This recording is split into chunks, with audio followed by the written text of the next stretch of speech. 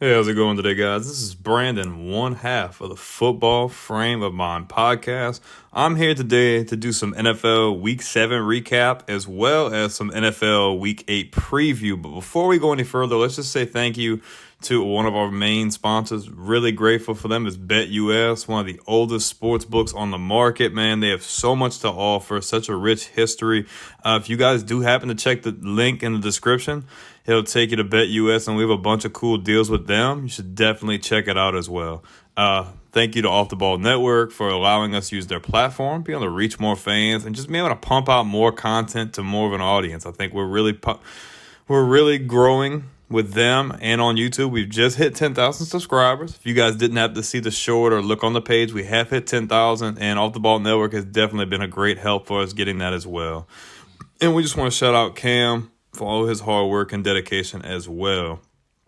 But if we're going to go through some of this Week 7 recap, I'll do like I usually do. I've picked out 4 games for our recap, and I picked out 4 games for our Week 8 preview.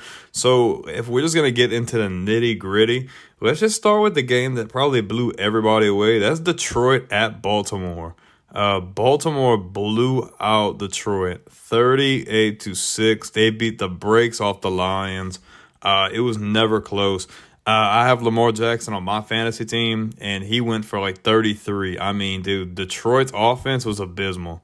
Baltimore's defense was smothering them. They could not get anything going. I did not see a blowout coming. I want to say I picked the Ravens to win this game. I just expected it to be a little bit closer, man. But, man, Baltimore's offense was rolling with Lamar Jackson, Mark Andrews and company, man. And that defense played stellar.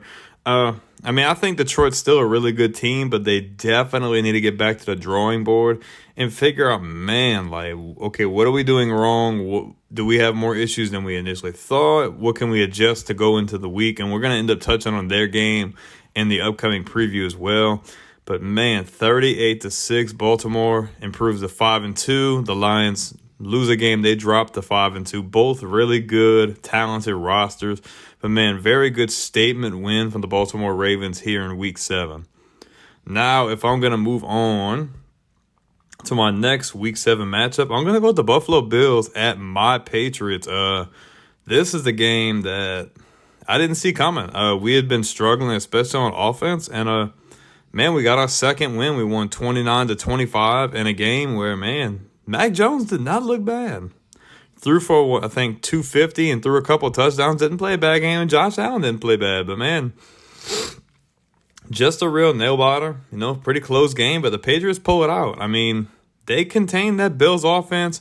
25, you could have done better. But, hey, a win is a win. And, I know it's only our second win of the year, but that's a good win. And the good thing about that win is that it's in division, which that can help if the Patriots were to go on a run and start winning a bunch of games. I'm not saying they will. I would love to see it happen.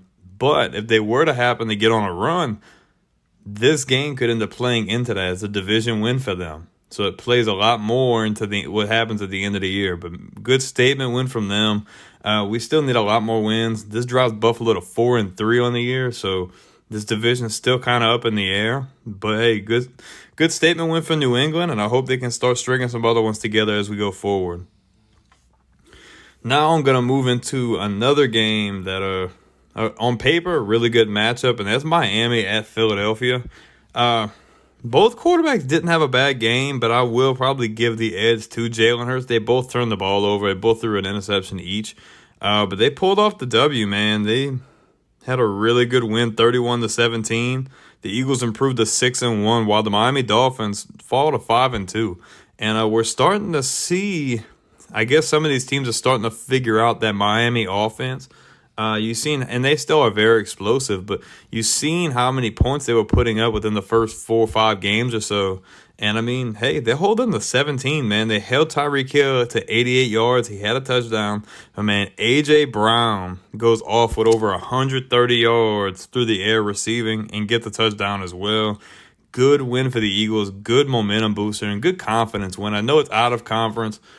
It's against the Dolphins, but, man, being able to contain that offense and being able to drop 31 points on that Miami Dolphins defense, that's a big-time confidence booster. it's good to see from the Eagles. You know, they have that one loss on their resume, but man, they shake back and they get a really good win against the Dolphins here. We'll see how they go look going forward. They're still probably the favorite coming out of the NFC up to this point, but man, you never really know. But good game nonetheless. Now this game, you guys know how high I've been on them, and that's the 49ers. Well, they played Minnesota last week, and they dropped one 22-17. Minnesota was out without Justin Jefferson, but Kirk Cousins, I want to say, throws for over 400 yards. Jordan Addison, rookie out of USC, catches for $123 and 2 touchdowns as well from Kirk. So this offense was still rolling. Not a high-scoring affair, but they get enough to get the W. Brock Purdy struggles. I don't think he even gets in the end zone. Throws a couple of picks. So he is having a little bit of struggles here. Could be some things that play into that. Not a high-scoring game, but these are two favorites. I'm not even going to say favorites in the NFC because, I mean, this win gets the Vikings to 3-4, so they're still in the hole. This loss drops San Fran to 5-2. Still a really good team on paper. Still a really loaded roster. But, man, they need to start figuring things out. I mean, look, it's Purdy's second year. You're going to have some kind of growing pains. You're not going to play like a baller every single game. A lot of people want to say he's a system quarterback. I don't think he's a system quarterback. I think he has a good benefit of playing in a Kyle Shanahan offense, yeah. But I think he's a good quarterback, man. I think he just needs more time to develop, and he hasn't looked bad, man. But the last couple of games have definitely been struggles, and this one with being the worst struggle probably I'd say so far. But, man, Week 7 had some pretty good matchups, good week of football, some good statement wins, and kind of some teams trying to lead the pack and pull away from others. But, man, let's start getting into our Week 8 preview. Now, we've got some different teams and some of the same teams, but I'm going to get into this first game, and that's going to be the Jacksonville Jaguars at the Pittsburgh Steelers. Man, this Jaguars offense has looked really good under Coach Doug Peterson. Trevor Lawrence, man, he's looking really good, man. He's looking really poised. He's making a lot of really good throws, really good reads. Travis Etienne and the crew, man, they are looking really good on offense. And the defense hasn't been that bad either. They squeaked out that other win against New Orleans recently. But, man, this team looks really good. They're sitting at 5-2 coming into this game at Pittsburgh at 4-2. The Steelers haven't been playing too bad themselves, man. And, I mean, anytime you have to go play at Pittsburgh, it's going to be a fight. I think Pittsburgh's really talented. But, I mean, I don't know, man. I don't want to jump off the Jaguars bandwagon. I think they're really good. They're young, but they have some good veteran players. Man, if I'm just going to be honest, man, if I'm going to put my money on anything, I'm going with Jacksonville, man. I don't know if the Steelers are going to be able to contain Trevor Lawrence, Etienne, Ridley, Ingram, Christian Kirk, all those guys. Like, they are rolling. They look really good. And, man, they're looking like one of the better teams in the AFC this year for sure. I mean, things are definitely looking a little bit different than what we predicted. Obviously, the Chiefs are still good. The teams who we thought were going to be good, I mean, Cincinnati has been struggling. Baltimore has been playing very well as well. But, man, the Jags, man, I picked them. I think we both picked the Jaguars to win this division, and I just don't see the Pittsburgh Steelers having an answer for Trevor Lawrence in that offense. I'm going to give the dub to Jacksonville. This next game might not be seen as a big game, but it could be a trap game, and that's New England at Miami. I take what I said with a grain of salt. If I'm just going through my history as a Patriots fan, it always seems when we go to Miami, it's always a struggle. I don't know what it is. It doesn't matter if the Dolphins are really good or if they're really bad. And it doesn't matter if we're really good or really bad. Even when we had Tom at the helm, I mean, we always seem to really have a hard time getting wins in Miami. We're coming off a really big win against the Bills. The Dolphins are coming off of a loss to Philly.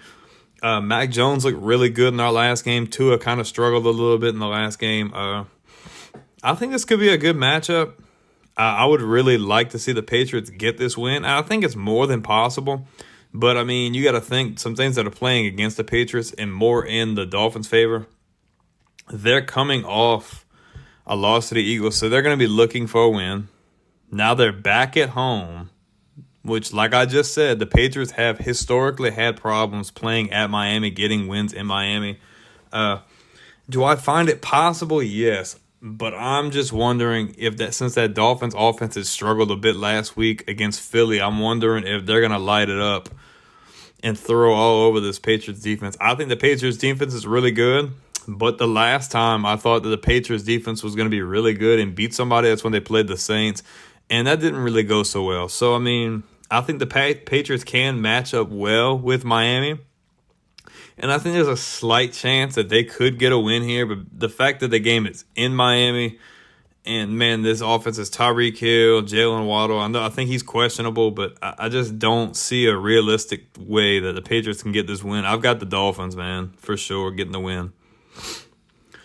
This next game is going to be an interesting matchup as well, depending on how it goes, and that's going to be Cincinnati at San Francisco. Bengals sitting at 3-3, going to San Fran. The 49ers just dropped the game there at 5-2. The Bengals have been struggling. It seems like they've been kind of trending in the right direction, but just looking at statistics-wise, Burrow and company, man, they have been struggling. Then you have to go to a 49ers team, like I said, they just lost a game against Minnesota, so they're definitely going to be looking for a win. I think this Bengals offense could get going early. I just don't know how Cincinnati's defense is going to contend with the 49ers offense. But, I mean, it's kind of a tale of the same sides, man. I think these teams both have some issues that they need to address. I think it definitely benefits the 49ers with them being at home in this matchup. I think it could be a good game, but I don't see San Fran dropping another one. No, technically, let me correct myself. I don't see the 49ers dropping 3 games in a row because they dropped one to Cleveland and they just dropped another one to Minnesota. I love the Bengals, man. I love Joe Burrow. LSU bound. I would really love to see them get a win here. I just think the 49ers have a better roster, and I just don't see the 49ers dropping 3 in a row. Unfortunately, I would love to see the Bengals win, but if I'm going with my gut and I'm going to put my money, I'm going 49ers, man. They're not dropping 3 in a row, and if they were, they're not going to drop it to Cincinnati with Joe Burrow, for sure. This one is the next game I've got is the Raiders and the Lions. Not a very big matchup, but it could be an interesting matchup. The Raiders have been having struggles, especially drama with Devontae Adams. They're going to Detroit. Detroit's coming off of an unfortunate loss, a blowout loss to the Ravens here. There's not a whole lot to say about this game. I think the Raiders' defense is playing okay up this point. But, man, if I'm just going to go out on a limb, the Lions are going to be looking for a win here. Getting embarrassed like that, losing by 32 to Baltimore. Baltimore's a really good team. But, man, anytime a team like that gets blown out, they're going to be looking for revenge. They're going to be looking for the next team that's on their schedule. And I just think the Raiders are going to be that unfortunate team. I don't see the Lions blowing out the Vegas Raiders, but I think Detroit's going to be looking to get back on the right track. I think they're going to be looking to score some points, and I'm definitely know they're going to be looking to get a dub, man. If they win this game, they can go up to 6-2. I don't think they want to lose a game to the Vegas Raiders. That organization's just all over the place. I think Detroit gets this win. I don't think it's by much. I mean, I think they get the win. Not going to be a blowout, but I don't see it being a crazy game, crazy matchup at all. But, man, they have a couple other really cool matchups. I seen that Denver had got a win last week, which is interesting. I still think that organization is not in a really good place as well. You've seen the Chargers struggle. You've seen a couple of other teams doing well and some other ones not doing so good. New Orleans took a loss to Houston. There's a bunch of teams with their futures kind of up in the air right now. But if I'm just going to stay on this topic, man, that was our NFL Week 7 recap, followed by the NFL Week 8 preview. Man, we just want to shout out all you guys who watch our content, all the subscribers, man. Like I said before, thank y'all so much for the constant support, for all the negative comments and the positive comments, man. We're grateful for any feedback. If there's things that y'all like, let us know. If there's things that y'all don't like, let us know. We want content to be what you guys want. We want to put out good content that you guys enjoy, that y'all can listen to on the go, that y'all can sit down and lay down and relax and watch, whatever the case may be. We just want to thank you guys. We just hit 10. We're almost to 11,000 subscribers as we speak. And, man, we just want to just let you guys know how much we appreciate y'all and we're grateful for y'all. And once again, shout out to BetUS. If you guys want to check a link in the description, y'all should check it out. They have a bunch of cool deals, especially with us, with BetUS, if y'all want to check those out. You guys should check out Off the Ball Network if y'all enjoy anything with football, basketball, baseball, all that good stuff. They have tons of cool content, tons of cool guys making that content. You guys should check it out. But for the time being, don't forget to hit the like button, subscribe, and hit that bell notification so you don't miss a beat. We've got plenty of shorts that have been dropping lately. We have college content, NFL content, top 5 and top 10s. And we're going to be having an open discussion tab start out here pretty soon. But for the time being, then, thank you guys for all the love and support. And this is Brandon, one half of the Football Frame of Mind podcast, signing off.